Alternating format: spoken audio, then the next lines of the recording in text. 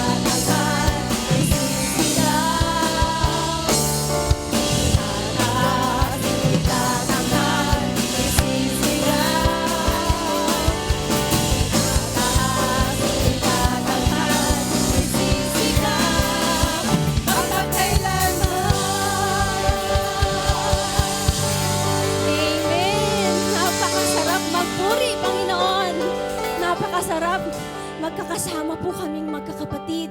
Tinatanghal namin, tinataas namin ang dakila mong pangalan. Salamat Lord, mayroon kaming karapatan na magpuri sa iyo. Salamat po sa pag-ibig mo, Panginoon.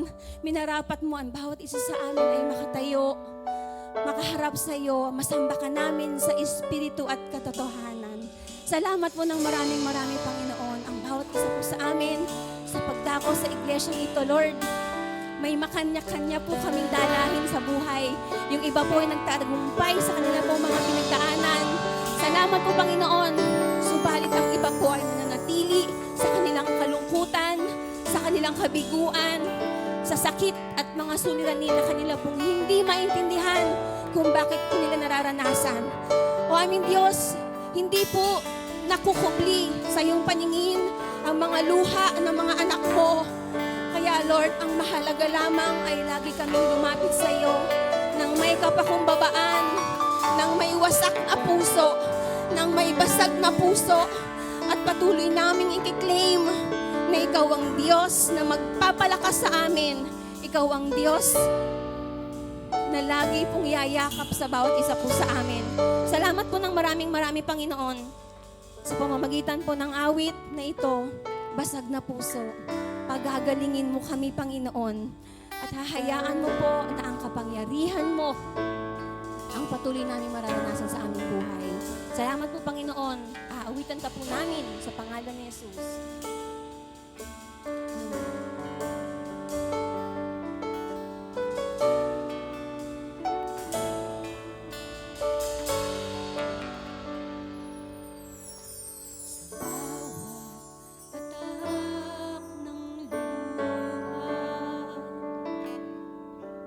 Sa aking kahinaan, sa bawat luhod at panalangin, di mo ako iniwan. Jesus, ika'y nariyan. Itataas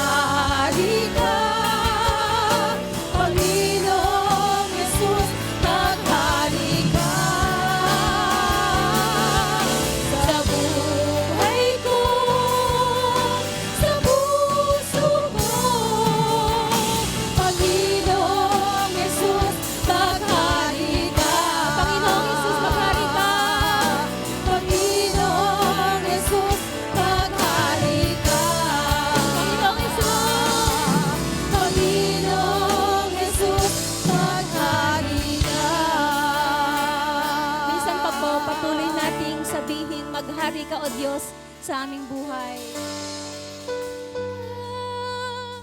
Maghari ka, Panginoong Jesus, maghari ka sa buhay ko, sa puso ko. Panginoong Jesus, maghari ka. Panginoong Jesus, Panginoong Jesus, maghari ka. Panginoong Jesus, maghari ka. Panginoon, salamat po. Patuloy ka po naming sasambahin at pupurihin anuman po ang kalalagayan po ng aming mga puso. Patuloy po kaming magpapakumbaba sa iyong harapan. Salamat po sa pangalan ni Jesus. Amen. Patuloy po tayo sa diwa ng panalangin.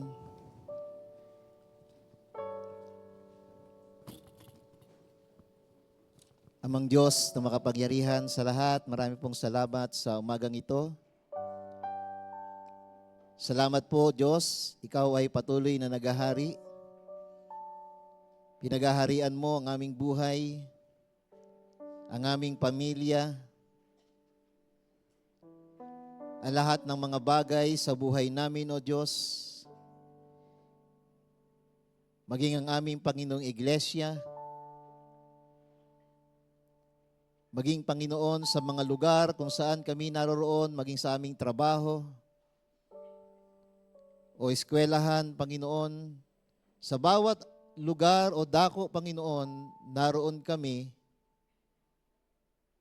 ang paghahari mo, O Diyos, ang siyang patuloy na nangunguna, O Diyos.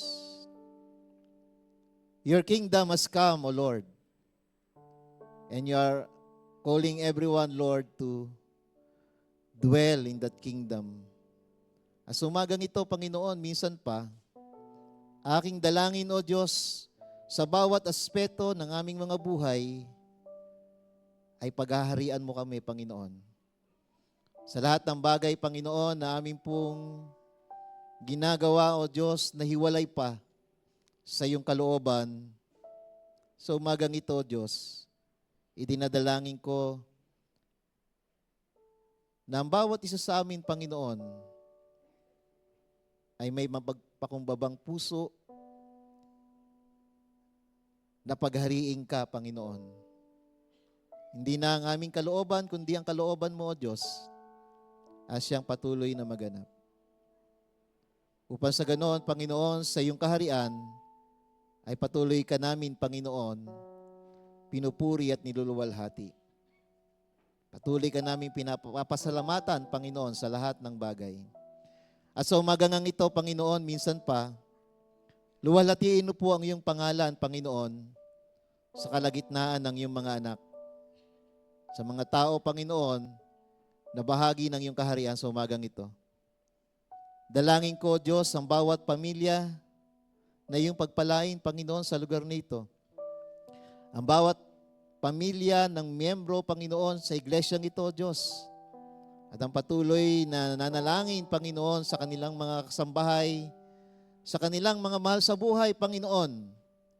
Patuloy nilang idinudulog sa iyo, Diyos, na sila rin, Panginoon, ay iyong paghaharian. So umagang ito, Panginoon, dalangin ko, Panginoon, iyo po, Panginoong, tugunin ang mga panalangin iyan, O Diyos. Ang bawat desire ng puso ng iyong mga anak. Sa umaga rin ito, Diyos, bigyan mo kami, Panginoon, ng kakayanang unawain, O Diyos, ang iyong kalooban. Upang ito, O Diyos, ang aming nasain at aming lakaran at aming pamuhay, Panginoon. Hayaan mong kalooban mo ang siyang mangyari sa buhay ng bawat isa. Meron man, Panginoong, mga pagsubok, meron man, Panginoong, mga problemang dinaanan o pinagdadaanan sa mga oras na ito man ay karamdaman pangangailangang pinansyal, mga broken relationship, Lord. Sa umagang ito, you are still the God of deliverance, the God of healing, the God of mighty protection, and you are also the God who richly provide for the needs of your people. Ay sa umagang ito, Panginoon, pagpalain mo po ang bawat pamilya sa aming iglesia, Panginoon. Ganon din po ang aking dalangin sa mga kapatiran, Panginoon, na nasa online, anuman ang kanilang mga kalagayan, saan man silang dako naroon, ay patuloy mong abutin ang kanilang mga kalagayan sa oras pong ito, Panginoon. At punuin mo, Panginoon, ang lahat ng kanilang mga kakulangan. Ikaw po ang siyang patuloy na mag-provide nito, Panginoon. Dinadalangin ko rin, Panginoon, sa umagang ito na patuloy mong pagpalain, O Diyos, ang pagsisikap at patuloy na pagiging tapat, Panginoon, sa paglilingkod ng iyong mga anak, sa kanilang mga ministeryo, maging sa kanilang mga leadership assignment, lalong-lalo na, Panginoon, ang mga nagpapagal sa pag-aalaga at paggawa ng mga alagad, Panginoon, sa pagdi-disciple, pagli-lead, Panginoon, ng mga small group meetings.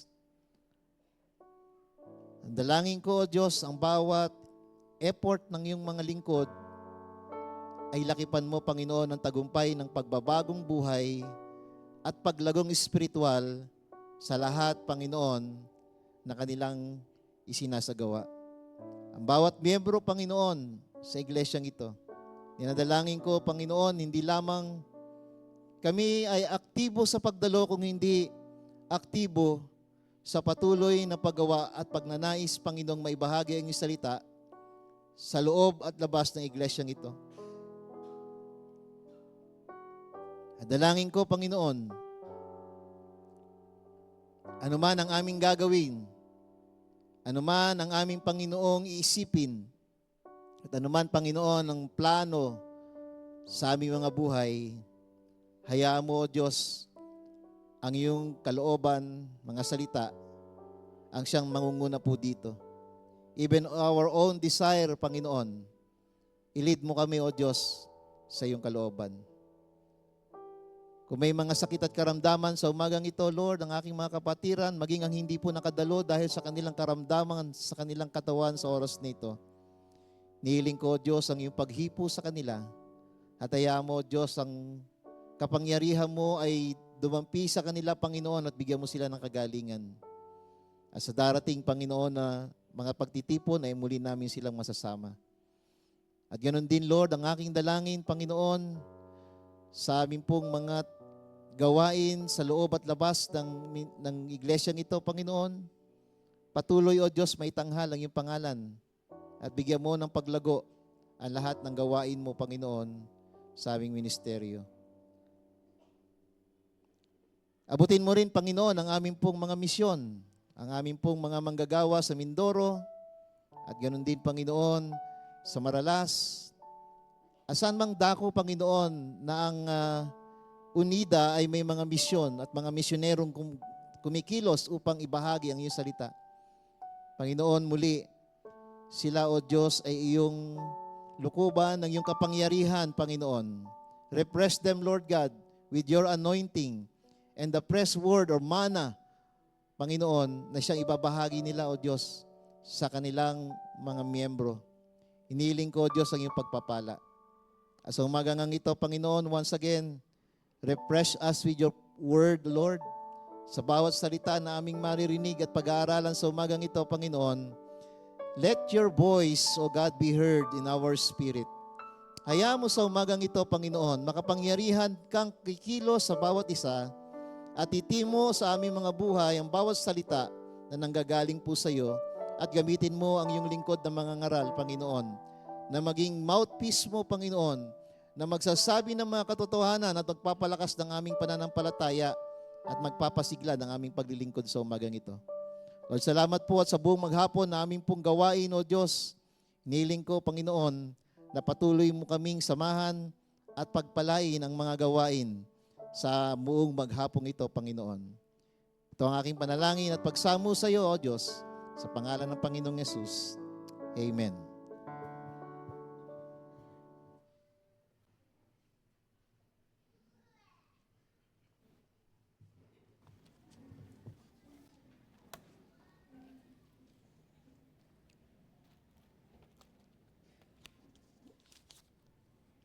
Samahan niyo po ako sa ating teksto, pagbasa ngayon umaga. Buksan po natin ang ating mga Biblia sa Jeremias 17, kabanatang 17 at talatang 9. Ganito po ang nakasulat. Sino ang makauunawa sa puso ng tao? Ito'y mandaraya at walang katulad. Wala nang lunas ang kanyang kabulukan. At sa Marcos 7, talatang 21 hanggang 23, ganito po ang sabi, sapagkat sa loob, sa puso ng tao, nagmumula ang masamang isipang nag-uudyok sa kanya upang makiapid, magnakaw, pumatay, mangangalunya, mag-imbot, gumawa ng kasamaan tulad ng pandaraya, kahalayan, pagkainggit, paninirang puri, pagmamayabang at kahangalan. 23, ang lahat ng masasamang bagay na ito ay nanggagaling sa puso. At dahil sa mga ito ay nagiging marumi ang tao. Pinagpapala na ng Diyos ang pagkabasa ng kanyang mga salita.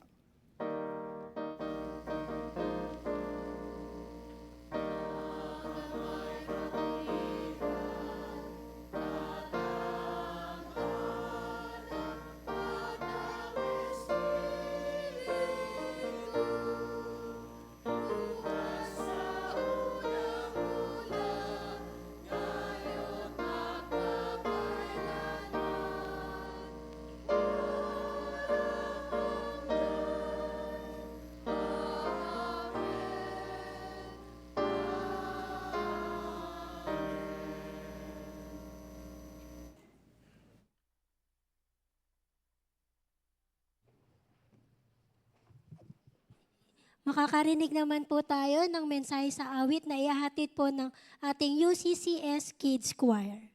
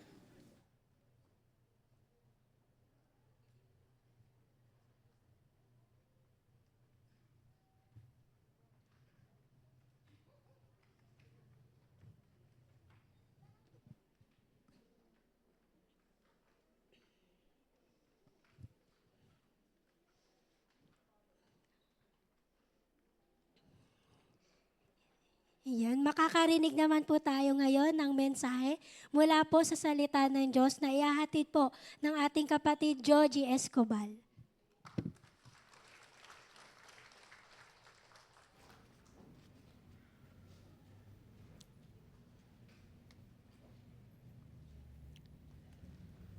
Tayo po'y manalangin. Patuloy kami nagpakumbaba, O Diyos.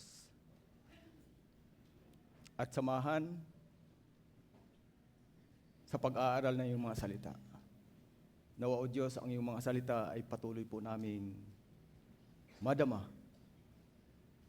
at asam-asamin ito at maingatan sa aming mga puso at aming maipamumuhay. Luwalhatiin ka po, O Diyos, maghari ka sa aming kalagitnaan. Sa pangalan ni Jesus. Amen. Good morning po. Kumusta ang bawat isa?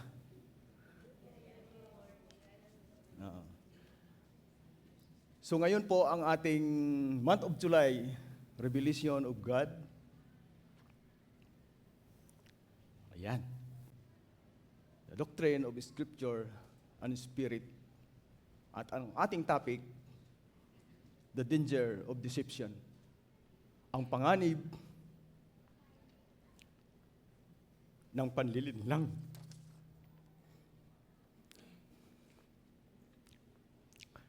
Hayaan niyo po ako magkwento.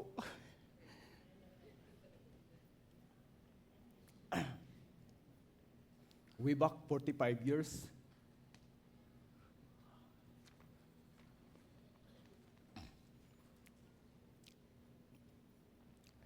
may isang tao sa Siargao Island, 1981,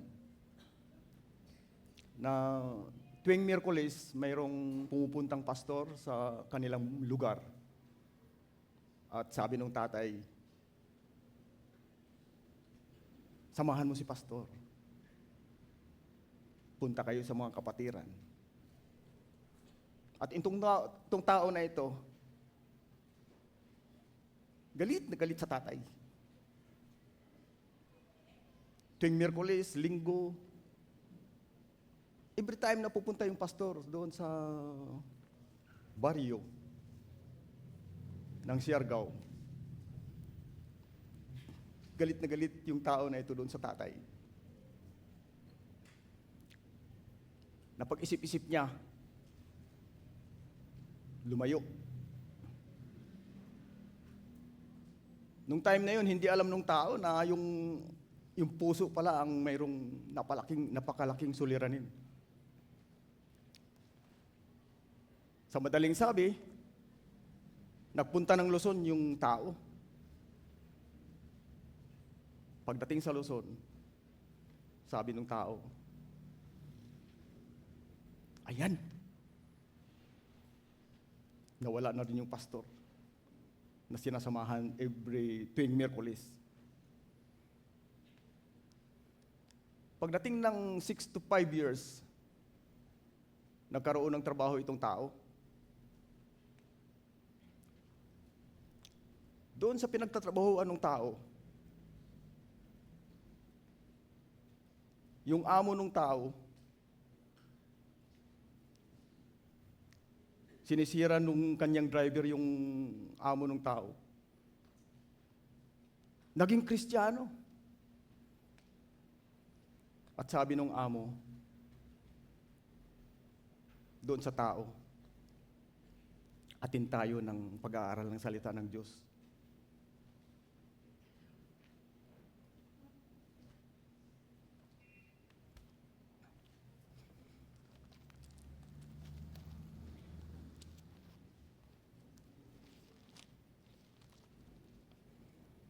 Ang sabi sa awit 139:7-12, saan ako pupunta upang lumayo sa iyong espiritu? O saan ako tatakas mula sa iyong harapan? Yung tao na yun, ako po yun.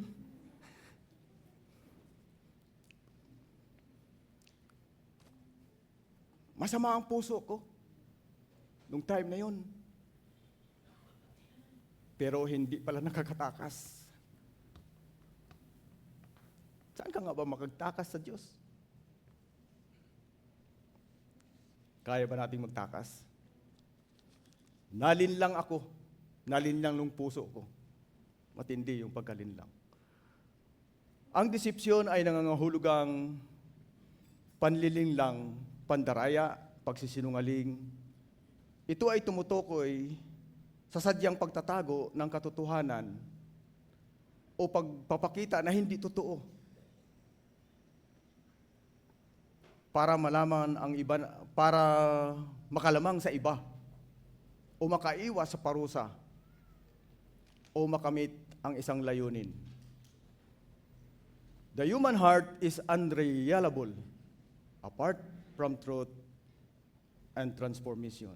Ang puso ng tao ay hindi mapagkatiwalaan kung hiwalay ito sa katotohanan, sa pagbabago dulot ng Diyos. Dati nag-trending itong sinasabi na kung saan ka masaya, suportahan ta ka. Hindi pala. No? Dahil ang buong akala natin na yung puso natin ay tama. No? One of the greatest danger in the Christian life is not only external deception. So, ang pinakapanganib sa tao, hindi yung katabi mo. Hindi yung labas, nasa labas. But eternal deception. Maraming tao ang nag-a-assume na if something feels right, it must be right. Pag kung ano yung naramdaman natin, baka ito yung susundin natin.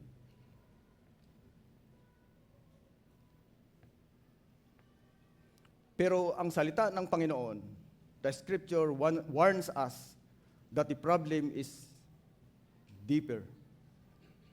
The human heart itself is not a reliable guide apart from God's truth.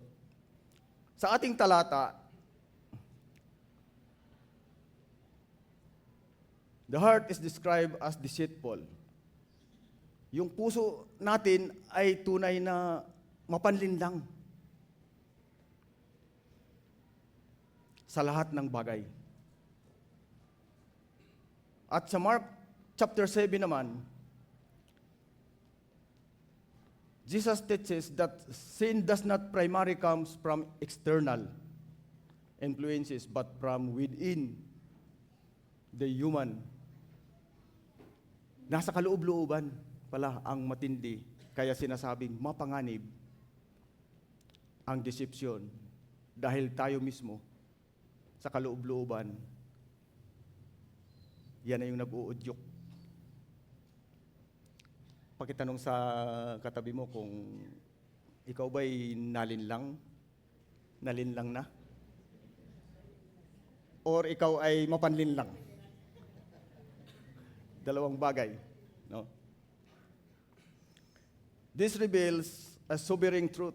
Pag sinabing sobering, ito'y masaklap at mapait na katotohanan. No? Deception is not only outside of us, but it is also inside of us. Sa ating propositional statement, ayan po, second slide.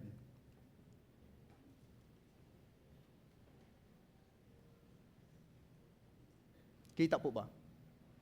Medyo malabo. Pero okay na. The human heart is unreliable, apart from God's truth and transformation, because the human heart is deceitful. Only God's truth and Spirit can transform into a reliable guide. So ang puso ng tao ay hindi mapagkatiwalaan. Kapag hiwalay sa katotohanan ng Diyos at sa kanyang gawa ng pagbabago, dahil sa ang puso ng tao ay mapanlinlang. Tanging ang katotohanan ng Diyos at ang banal na Espiritu lamang ang makapagbabago nito upang ito'y maging mapagkatiwalaang gabay. So, ito'y napakatotoo. Dahil ito'y nararanasan ko at yung senior ko sa inyo kanina. Na hindi pwedeng batayan natin kung saan tayo masaya. Naghahanap ka pa ng susuporta sa'yo. No? Kasunod na slide, yung interrogative statement.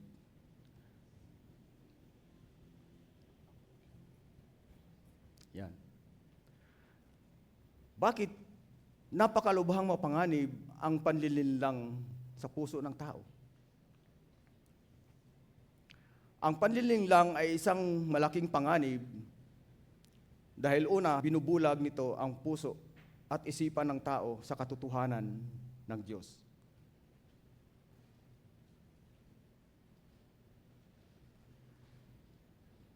Pag sinabing binulag, literal ba na nabulag tayo? Hindi naman.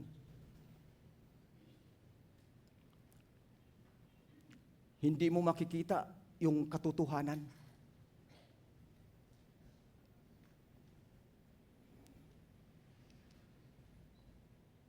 Maaring isipin ng tao na tama ang mali at yung mali ay tama. Naalala po ninyo yung message ni Pastor na Bendalo. Nangyayari na ngayon. No? Kaya ito'y isang malaking babala sa ating mga Kristiyano na ang salita ng Panginoon dapat po nating pag-aralan ng husto. Dahil tayo mismo ay pupwedeng linlangin ito. Kapag tayo ay nabahanginan ng hindi ayon sa Diyos. Maaring ang tingin mo sa isang tunay na Diyos ay isang propeta lamang. Maaring ang tingin mo sa isang tunay na Diyos ay tao lamang. Kaya napaka mapanganib, seryosong panganib ang dulot nito. Pangalawa, why must the heart be tested and transformed by God's truth? Bakit kailangang subukin at baguhin ng katotohanan ng Diyos ang puso ng tao? Dahil ang puso ng tao ay likas at madaling malinlang ng kasalanan. Naisip nyo na ba na wag na tayong magpalinlang ng puso natin? Minsan nangyari, pangalawa nangyari, pangatlo nangyari, pang-apat, ano na po ang ating mararamdaman? Natututo na po tayo. No? Natututo na po tayo. Sunod na slide, transitional statement.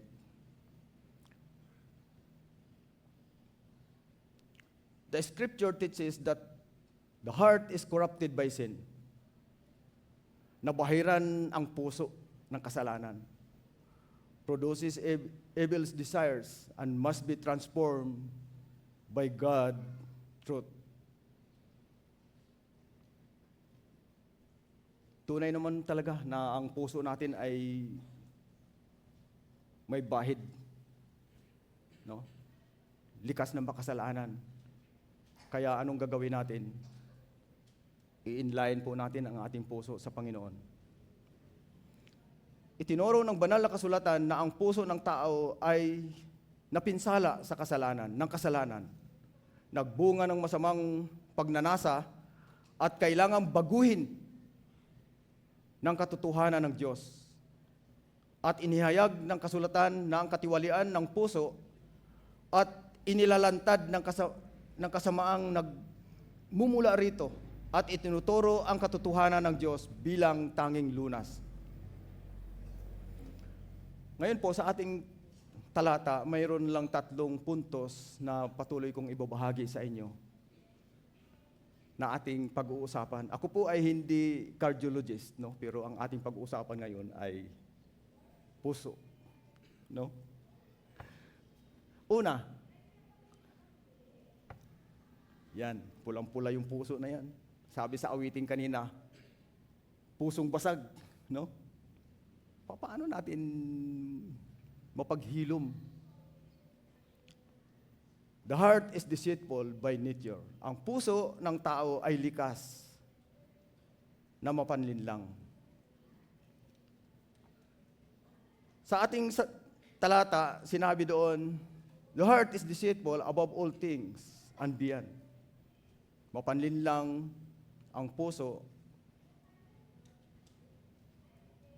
at hindi mapagkatiwalaan. At ang sabi doon,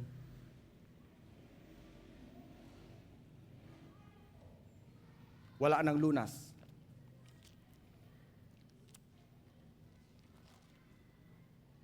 Bakit kaya sinabi o sinulat ni Jeremias ito?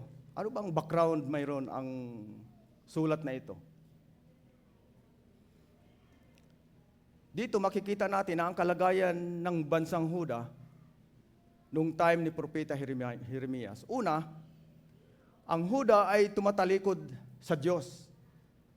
Sa kabila ng maraming babala ang Diyos sa bansang Israel, sa maraming instruction ang Panginoon sa kanila, at sa pamagitan ng maraming nararanasan habang sila ay naglalakbay sa ilang.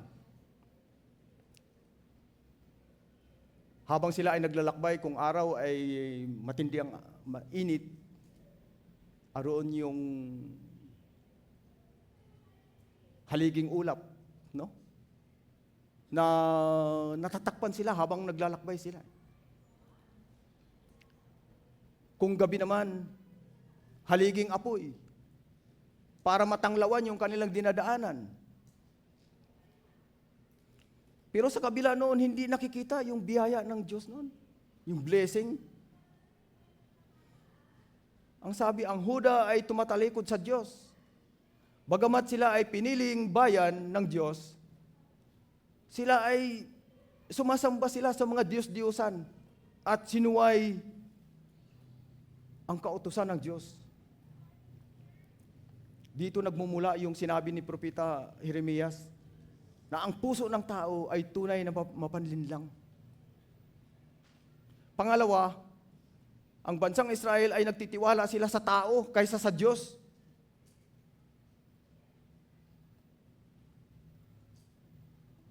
Kaya sinabi ni Propeta Jeremias, sumpain ang taong tumitiwala sa tao.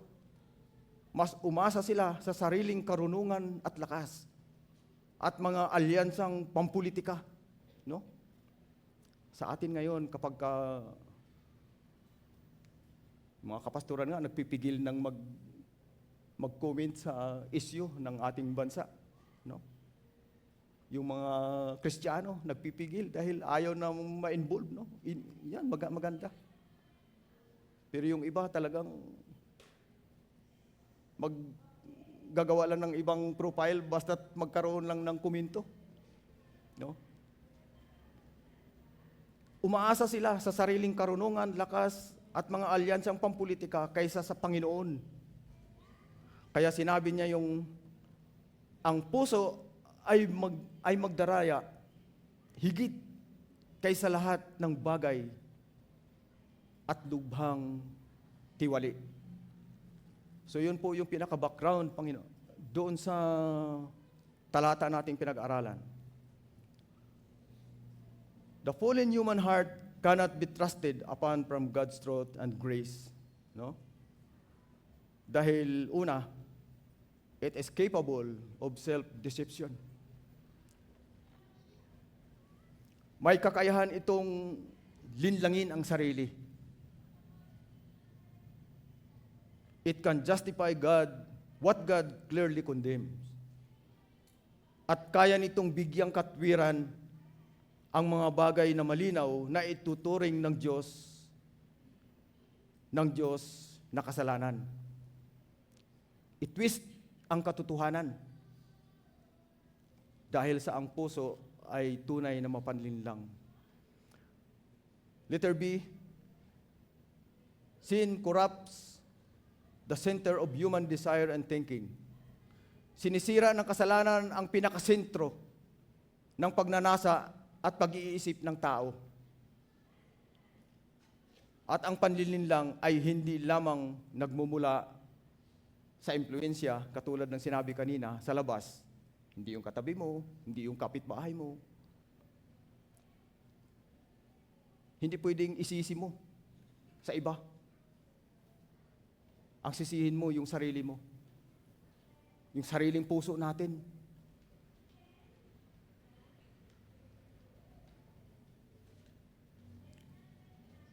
Ang sabi sa Genesis chapter 6, verse 5, every inclination and the thoughts of the heart was only evil continually. Puro kasamaan lamang ang palaging iniisip nito. Hello?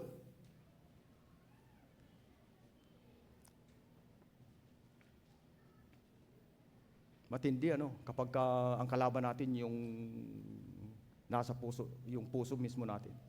At ang sabi sa Romans chapter 3, verse 10 to 12, no one is righteous. No? Sinabi naman talaga ni Pedro yun. At no one seeking God. Walang matuwid, wala kahit isa. Walang humahanap sa Diyos. Walang nakakaunawa. Walang naghahanap sa Diyos. At ang lahat ay lumihis ng landas at nagpakasama. Walang gumagawa ng mabuti. At wala kahit isa.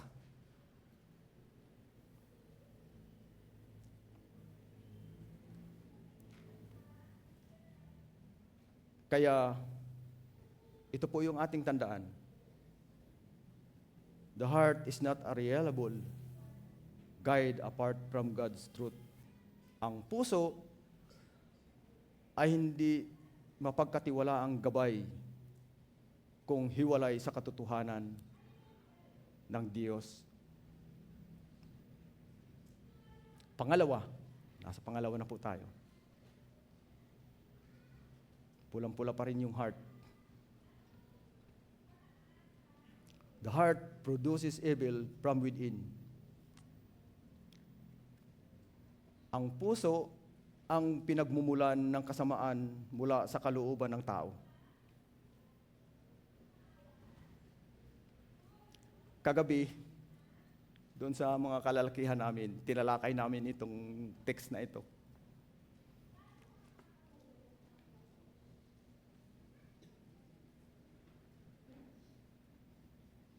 Ang sabi sa Mark 21:23, for from within, out of the heart of man come evil thoughts. Sapagkat mula sa kalooban ng tao, mula sa kanyang puso nanggagaling ang masamang pag-iisip.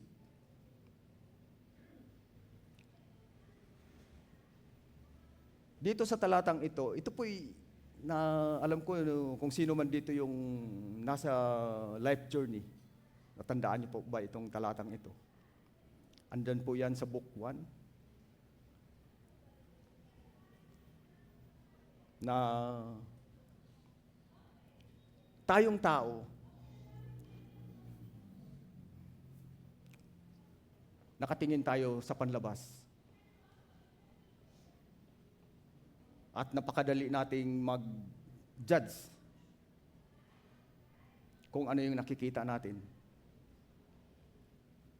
Kung ano yung nakikita natin sa kapwa natin. Itong tao na ito ganito. Itong tao na ito talagang mabait. Pero ang Panginoon, ang Diyos ay nakatingin sa puso.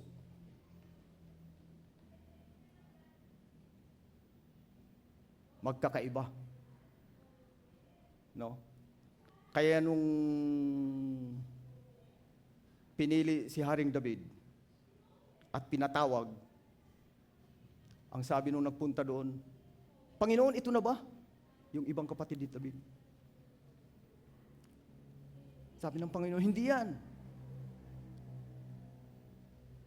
Dahil ang akala ng tao, matipuno yung tao, guwapo, matangkad, nasa lahat na.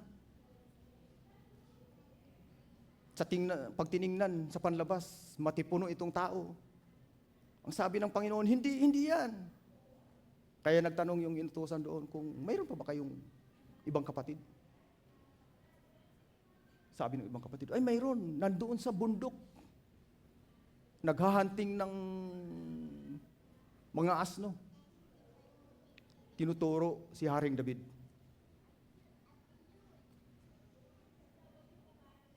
Ganun po ang Diyos.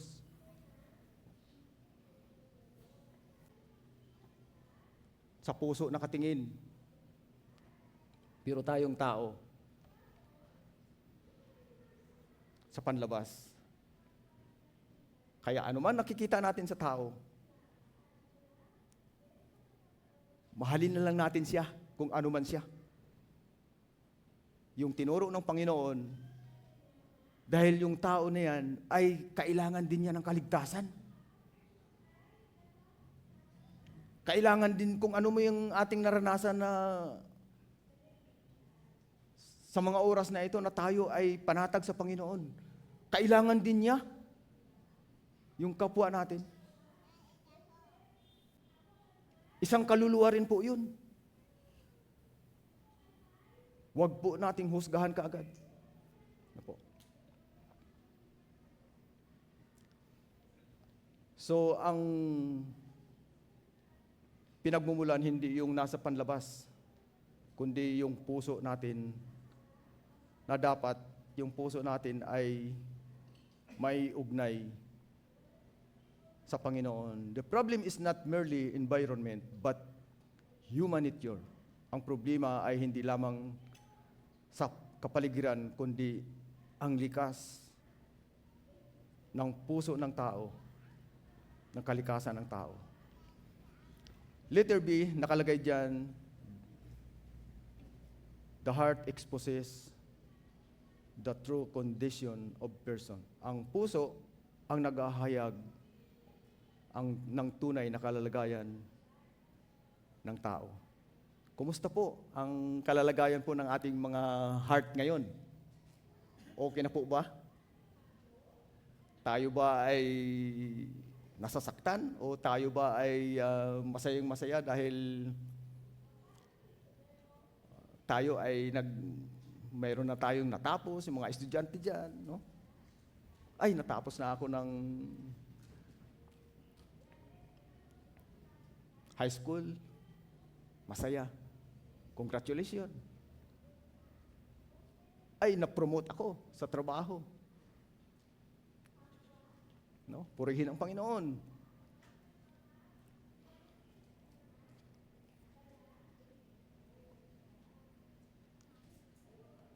Inihahayag ng puso yung tunay na kalagayan ng isang tao. Ang kanyang mga iniisip, hangarin at motibo ay nakikita sa kalagayan ng kanyang puso. Kaya po bang naitatago ng puso yung kanyang sarili? Darating ang panahon kasi i-expose tayo ng Panginoon. Hindi po natin pwedeng, wala man si pastor, wala man si bro, no? Pero ito'y tandaan nyo, i-expose ng Panginoon kung ano man yung ating mga kinikimkim na hindi maganda sa harapan ng Panginoon. Sa James chapter 1, 14 to 15, ang sabi, desires gives birth to sin. At ang pagnanasa kapag naitanim sa puso ay nagbubunga ng kasalanan, no? Kaya patuloy po tayong mag-ingat, no? Pag-ingatan natin hindi sa ating mga sarili. Magpasamahan natin, no? Panginoon, may galit ang puso ko sa mga oras na ito. Magpatulong tayo sa Panginoon. No? Sa Proverbs 4:23, guard your heart for everything flows from it. No? Ang puso mo'y ingatan mabuti at alagaan, pagkat yan ang siyang bukal ng buhay mong tinataglay. No?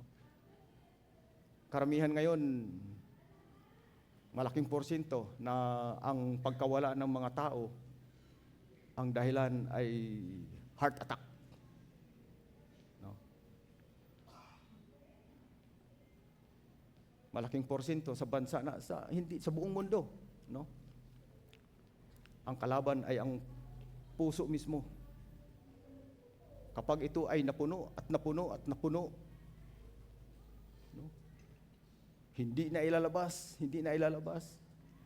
Kaya pupromote ko yung small group sa bawat isa. No? Ang small group ay malaking bagay. Katulad ko, pagdating ng Sabado, kwento-kwentuhan kami mga kalalakihan at sinasabi ko yung damdamin ko. Mayroon akong grupo na marunong naman mag-iingat itong mga kalalakihan din. Purihin ang Panginoon. No? Sinasabi ko yung aking damdamin, no? Ganito.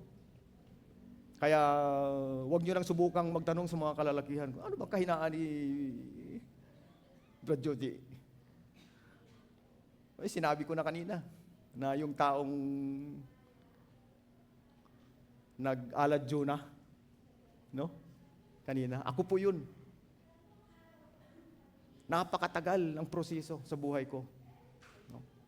Mayroon palang plano ang Panginoon.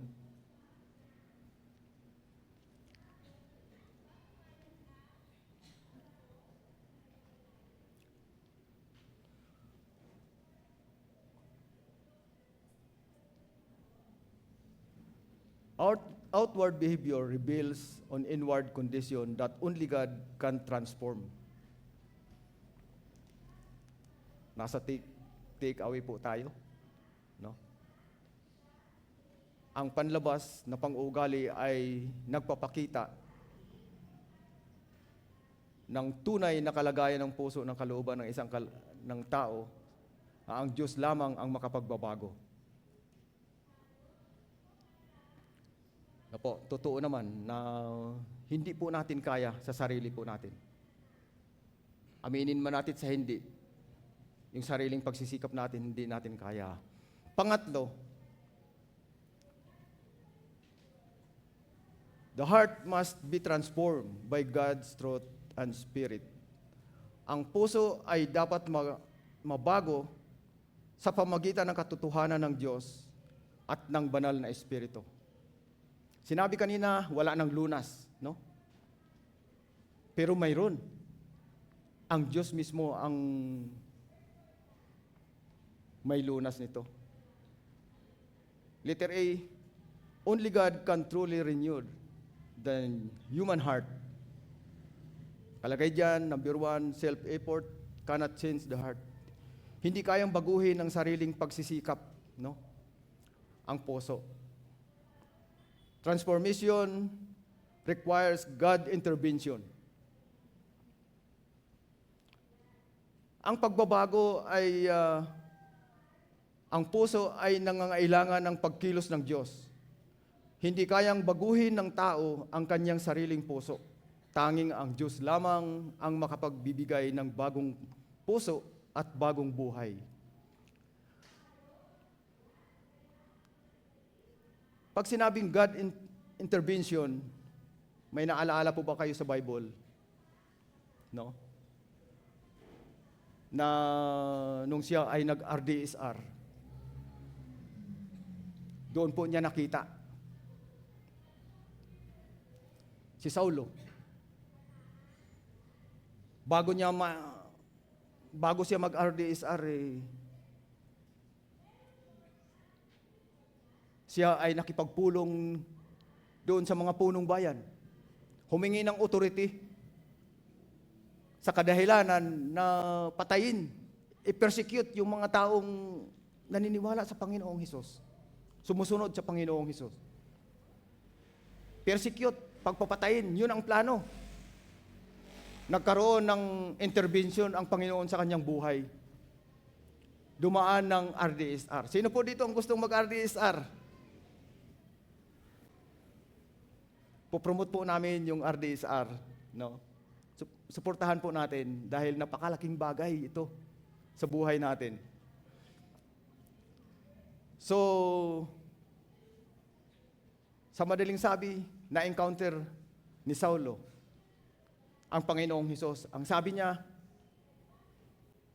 doon sa ginawa, kumidlat ng malakas at nasubasob ang mga lahat ng tao kasama si Saulo. Ang sabi ni Saulo, sino po kayo, Panginoon? Si Jesus ito, na iyong pinipersecute. Dahil ang akala lamang ni Saulo ay yung mga taong ordinaryo lamang na sumusunod, ay gustong pagpapatayin. Pero anong nangyari sa 3 araw? Biglang nag-twist ang buhay ni Saulo at naging Pablo.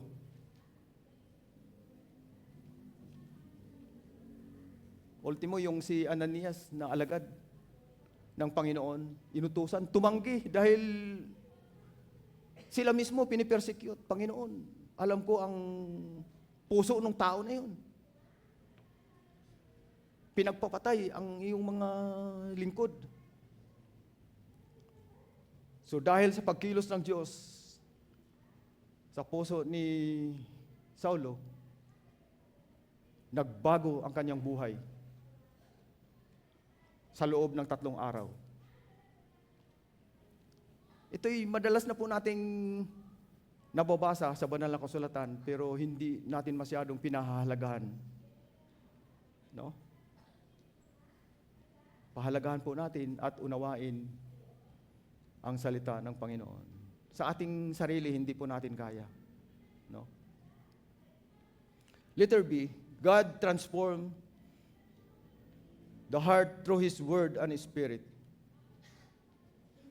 Ang Diyos ang nagbabago ng puso ng tao sa pamagitan ng Kanyang salita at ng pagkilos ng Holy Spirit. Una, ito'y, sinabi ko nga kanina, i-expose yung panlilinlang, ilantad at ibunyag ang katotohanan. Kasunod, the Spirit gives new life and direct the heart in truth. Ang Espiritu Santo ang nagbibigay ng bagong buhay at itinutuwid ang puso upang lumakad tayo sa katotohanan ng Diyos. Ang sabi sa John 3:5, ang Espiritu ang nagbibigay ng bagong kapanganakan, no? Yung sinasabing ang lahat ay kailangang maipanganak na muli. Bagong buhay. Kaya patuloy po tayo magtiwala sa salita ng Diyos. Ang sabi sa Ezekiel 36:26, God gives new heart and spirit. Bibigyan ko kayo ng bagong puso, bagong espiritu, no? Yung pusong basag ay papalitan yan ng bagong puso at bagong espiritu. Sa John 17:17, ang sabi niyan, sanctify them by truth of the word is truth. Your word is truth. Sabi doon, ibukod mo sila para sa iyo sa pamagitan ng katotohanan ng salita mo, ang katotohanan. Ibinubukod tayo. No? Iniingatan tayo. Sanctify them, sabi doon. Yung ating takeaway, a deceived heart can only be transformed by God's heart. Ang pusong nilinlang ay tanging katotohanan na ang Diyos lamang ang tunay na makapagbabago.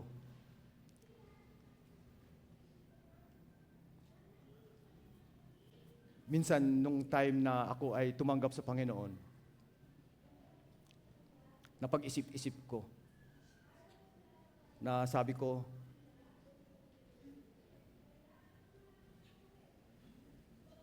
yung pagtanggap ko ay parang iniisip ko sa sarili ko.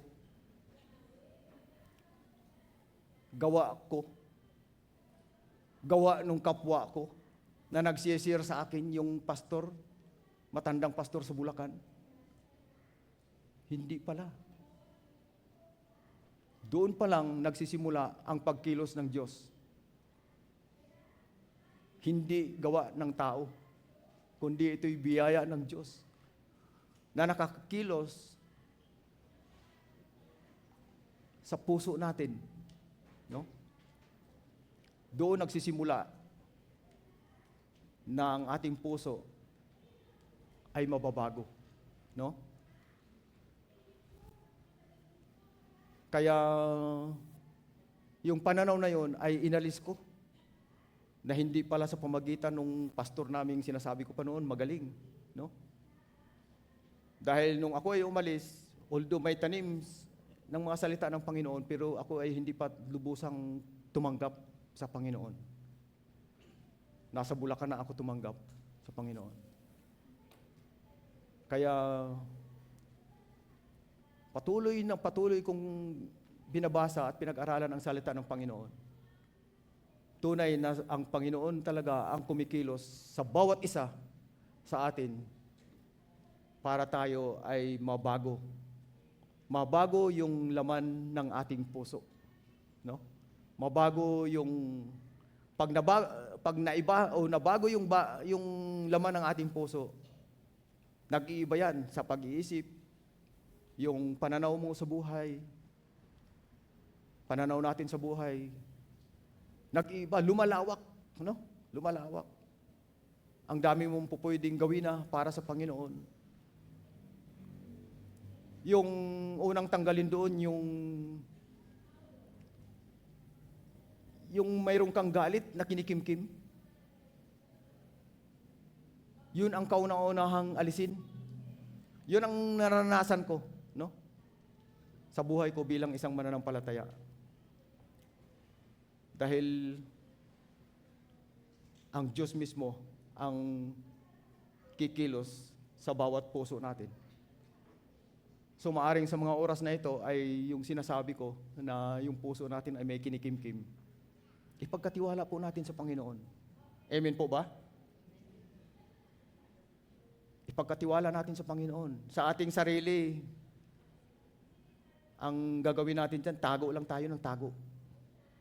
Iwas lang tayo ng iwas. Ang Panginoon hindi ganun. I-expose tayo. Ilalantad tayo. Huwag nating pahirapan ang ating sarili. No? At kapag nagtagumpay, ang bawat isa sa ganung bagay, parang nabunutan tayo ng tinik. No? Nabunutan tayo ng punyal na patuloy na nakapasak dyan. Kapag hindi natin ito ipagkatiwala sa Panginoon. Gawin po natin mga kapatid. A deceived heart can only be transformed by God's truth. Ang pusong nalinlang ay tanging ang katotohanan ng Diyos lamang ang makapagbabago. Punta po tayo, aplikasyon na po tayo.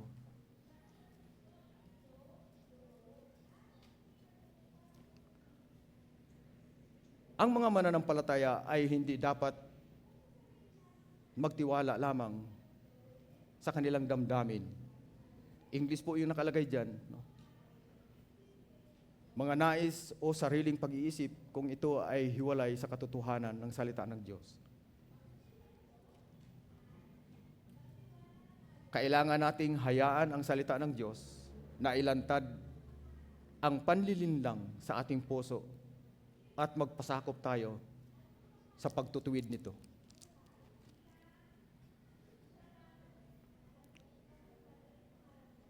Forward po. Ang tunay na pagbabago ay hindi lamang bunga ng sariling pagsisikap, kundi ang kapangyarihan na nagbabago ng Diyos na panibago ng Diyos sa pamagitan ng kanyang salita at ng banal na Espiritu. Ang panghuli dyan, ang puso ay hinuhubog ng katotohanan ng Diyos, ay patuloy na nagiging masunurin. May malinaw na pagkakilala sa katotohanan at nakatuon kay Kristo. Sa ating sarili po, hindi po natin kaya. Ipagkatiwala po natin sa Panginoon ang lahat-lahat ng nasa puso natin. Para paghilumin ito, at ang Diyos na ang patuloy guide natin. Ang salita ng Panginoon ang patuloy na batayan natin. Hindi na yung ating sariling damdamin. No? Yung ating pinaka-konklusyon, the human heart is not a reliable guide apart from God's truth. It is capable of deception, corruption, and self-justification, but God does not leave His people in deception. Hindi tayo iiwan ng Panginoon, no? Napatuloy lang tayong linlang na linlang, no? Yung ating puso.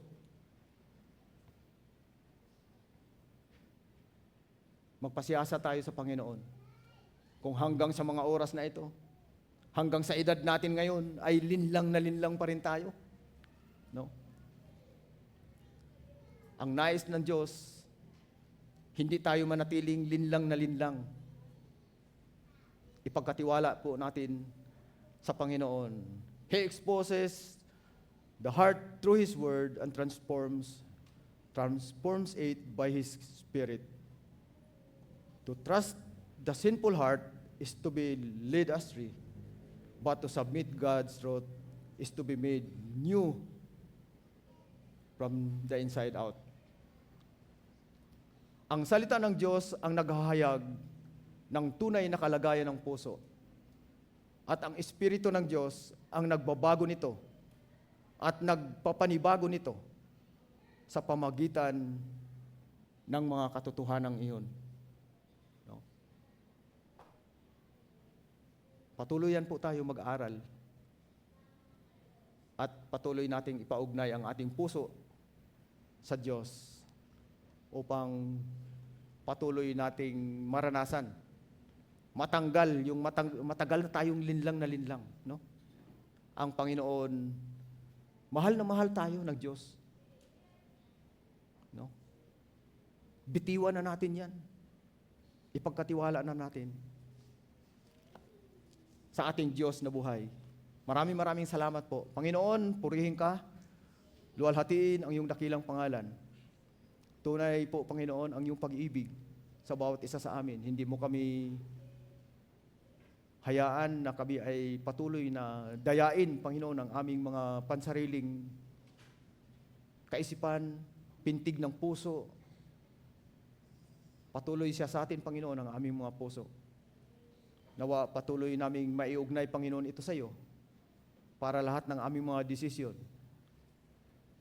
patuloy makakilos at patuloy na buksan ang durungawan ng kalangitan upang patuloy na ibuhos ang masaganang pagpapala sa iyong mga anak. Maraming salamat po sa mga oras na ito. Sa iyo ang lahat ng kapurihan, magpakailanman. Amen.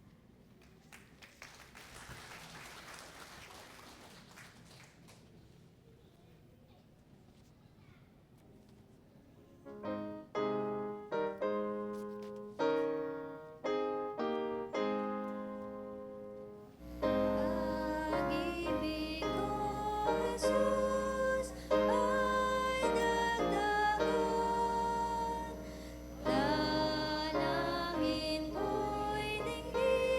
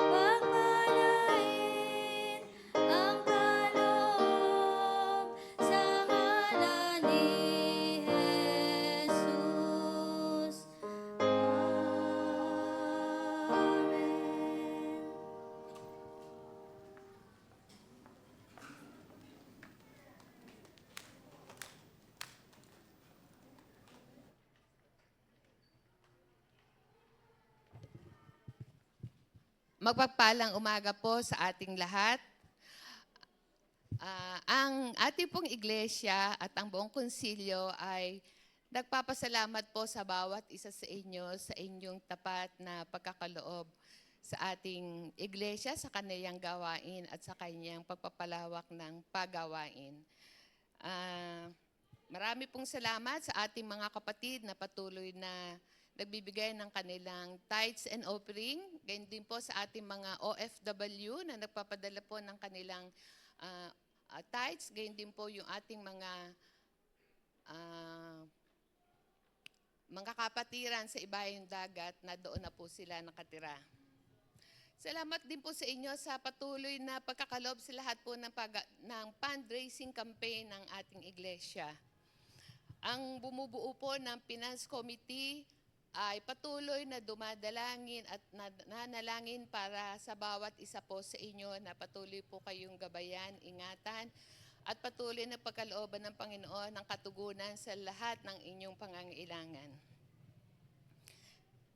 Alam po ninyo, natatouch po ako dito sa ating church kasi po napakarami po ditong senior citizen. Kasama na po ako doon.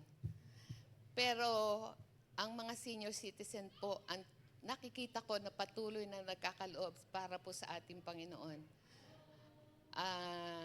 Magsasalita po ako para sa isang senior na nakikita ko, pero ako na po yung mag-testify sa kanya. Wala po siyang anak na nagtatrabaho sa ibang bansa. Wala po siyang hanap buhay. Pero pinuprovide po ni Lord ang pangangailangan niya. Nakakakita po ako na ang tinatides po niya ay hindi natin pera, dollars po. Kaya sabi ko, nagtrabaho ka ba sa ibang bansa sandali at ang naitatides ay dollars? Ganoon po tinutugon ng Panginoon ang kanyang pangangailangan. Hindi po siya pinagkulang. Salamat sa Panginoon sa kanyang buhay. Katulad niya, ako po ay mula po nang kinuha ng Panginoon ng Ama na aming tahanan, wala din po ako naipundar na hanap buhay. Pero ang Panginoon po ay hindi nagkulang sa amin at sa akin. Lagi pong naandyan, nakikita ko po yung pagkilos niya sa buhay niya. Meron nga po ako isang team song na lagi kong inaawit. Sabi po doon sa kanta, thank you, Lord, for your blessing on me. There's a roof up above me. There's a good place to sleep. There's a food on my table, a shoes on my feet. You gave me your love, Lord, and a fine family. Thank you, Lord, for your blessing on me. Alam ko po, ang bawat isa sa inyo ay nararamdaman ito. Kumpleto po tayo. Hindi po tayo pinagkulang ng Panginoon. Lagi po siyang naandyan at tapat sa bawat isa sa atin. At katulad po ng, nakikita na niyo po ba kung saan nagagamit ang inyong mga pinagkakalob sa Panginoon? Nakakapag-akay po tayo ng mga kaluluwa sa kanyang paanan. Number 1, natutugunan po ang ating gawain sa ating iglesia. Natatandaan ko po, nag-umpisa po tayo ng multipurpose building. Kakaunti po yung pera ng church. Kakaunti po talaga. Pero ang nagastos po natin doon ay mahigit pong 3 milyon. Meron po tayong kapatid na ginagamit ng Panginoon para sa ganoong mga gawain. Meron pong kapatid na ipinakatiwala po sa Panginoon ang kanyang savings. Nagpahiram po ng 300,000. Meron pong kapatid sa ibang bansa na tiwala din po ng $22,000 para magtuloy-tuloy po ang ating gawain. At iyon po ay nagpatuloy hanggang nakikita niyo na po kung anong kalalagayan ng ating iglesia. At higit po sa lahat, namamangha po ako sa pagkilos ng Diyos sa buhay ng ating iglesia. Naniniwala po ba kayo na mga patay na membro ng iglesyang ito ay nagtatays hanggang ngayon? Totoo po yun, totoo po yun. Nakikita ko po yun. Hanggang ako nga po naiisip ko, paano kaya ako makakapag-tice pag ako'y namatay na? Kasi po nakita kong mga sobre nila, may mga pangalan ng mga sumakabilang buhay na. Sa ngayon po, bilang isang lingkod ng Diyos, kung ako po ay may dumarating na biyaya, kung saan man po siya nanggaling, kung mayroon po ako 1,000, ang computation ko po doon ay 900 na lang po yung akin. Kasi hindi na po akin yung 100. Yun po ay tinatago ko na una para sa Panginoon. Kaya po ang bawat isa sa inyo ay hinahamon ko na patuloy na magkaloob sa gawain ng Panginoon. Meron po akong isang verse na iiwan sa inyo na ito po ay maganda natin panghawakan. Sa mga awit, 37 verse 25, ang sabi po dito, matanda na akot mula pagkabata, sa tanang buhay ko'y walang nabalita na sa taong tapat ang Diyos ay nagpabaya o ang anak niya ay naging hampas lupa. Claim po natin yun, hindi po yung mangyayari sa atin. Dahil tayo po ay tapat sa ating Panginoon sa lahat ng aspeto ng ating buhay. Salamat po.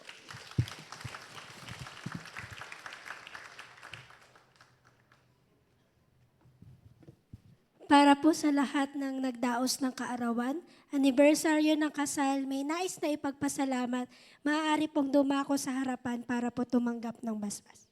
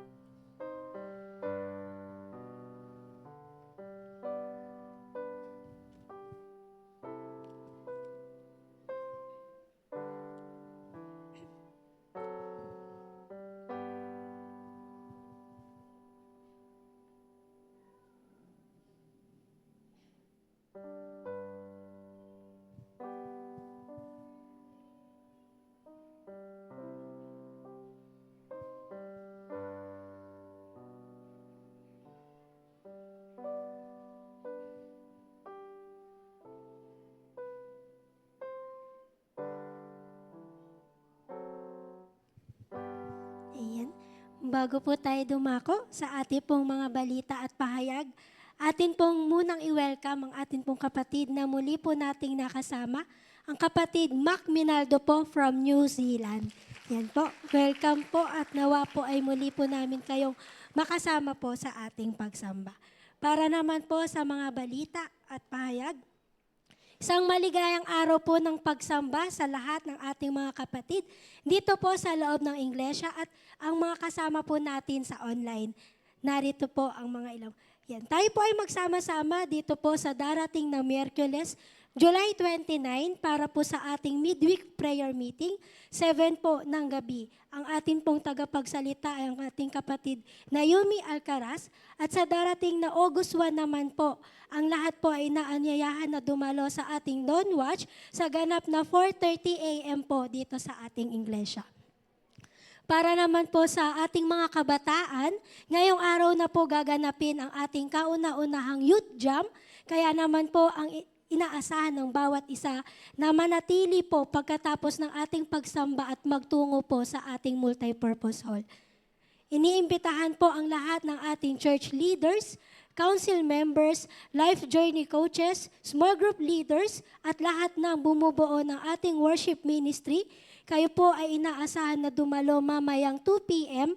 para sa ating inviting worship assimilation training, workshop. See you po mga kapatid. At tayong lahat po ay mananatili pagkatapos ng ating pananambahan para po sa ating group huddle.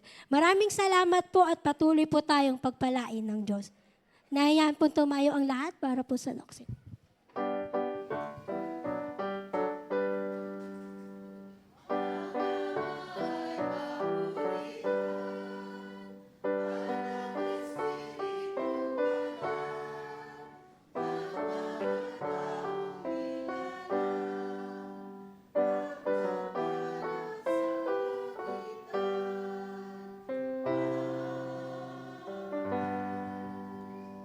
Amang Diyos na makapangyarihan sa lahat, maraming po salamat sa umagang ito, sa aming po mga narinig na yung salita, at ganoon din, O Diyos, sa mga pagpapala na aming po tinanggap sa iyo, at ang aming mga panalangin na yung binigyan ng katugunan.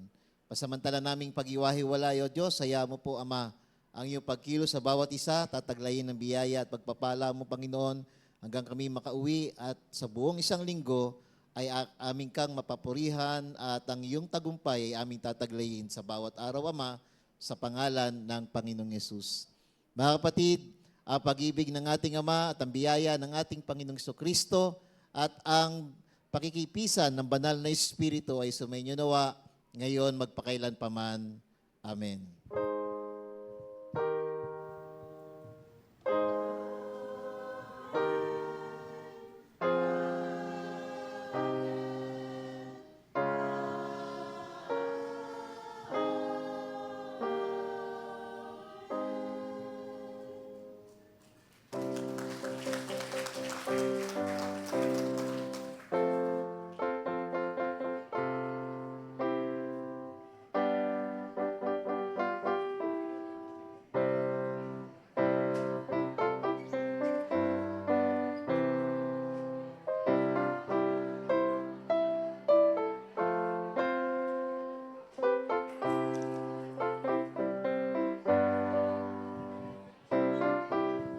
Hello po.